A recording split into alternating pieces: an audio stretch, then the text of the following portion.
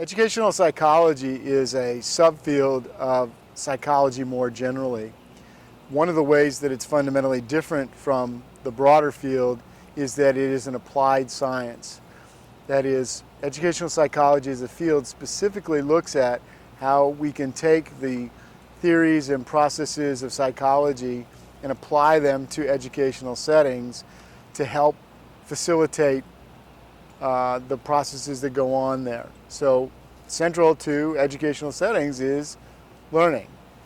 That is, learning is the central concept or focus of what we deal with in schools, and consequently it's the focal point of educational psychology. So the essence here is that we look at the theory and research and how that explains learning, and then apply that through a variety of lenses to try to see how learning works in different contexts. The related content areas to learning are human motivation. Specifically, it's motivation to learn. What compels people to engage in the learning process or sustain a learning process.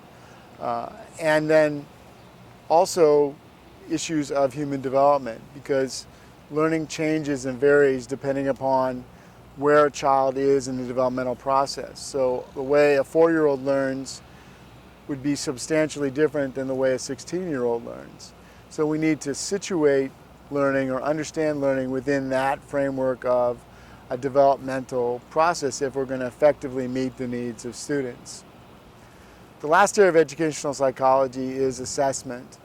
And assessment is really the process of capturing learning, of measuring learning, of understanding how much learning has gone on or what kind of learning has taken place. So those are the four central areas of educational psychology that we will be exploring. Learning will be the hub, and then motivation to learn, and human development as it impacts learning, and then the process of assessing learning.